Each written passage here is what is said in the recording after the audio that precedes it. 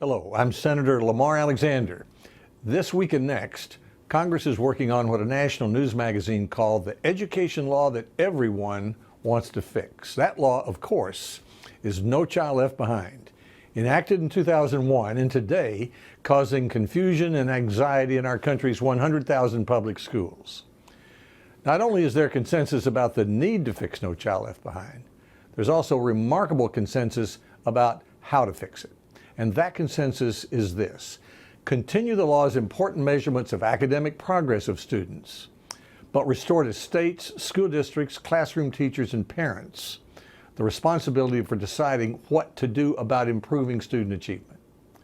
This change should produce fewer tests for our students and more appropriate ways to measure their achievement. It's the most effective plan to advance higher state academic standards, better teaching, and real accountability. Now, how did our schools get in such a fix? Well, there's plenty of blame to go around. The problems with No Child Left Behind have been created by a combination of presidential action and congressional inaction. No Child Left Behind expired in 2007, but Congress has been unable to agree on how to reauthorize it. As a result, the law's original requirements have stayed in place and gradually become unworkable. This has caused almost all of America's public schools to be classified as failing under the terms of the law. So to avoid this bizarre result, President Obama's education secretary offered waivers from the terms of the law. But in return, the secretary told each of the 42 states currently operating under waivers exactly what academic standards to use, exactly what steps to take to address failing schools, and exactly how to evaluate teachers. So much new federal control of local schools has produced a backlash against Common Core academic standards, against teacher evaluation, and against tests in general.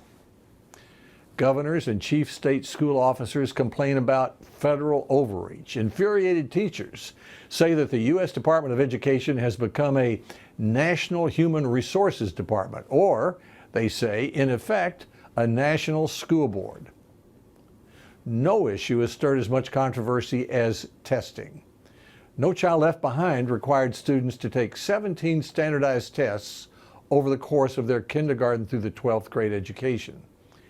And it attached high stakes for schools, school districts, and states for the results. As we studied the problem, the issue seemed not to be so much the federal tests, but the stakes attached to them. A third grader, for example, is required to take only one test in math and one in reading. But the accountability system for what to do about the test results has contributed to the exploding number of state and local tests. They were given to prepare students for the high-stakes federal tests. So our proposal maintains the reading, math, and science test established in 2001.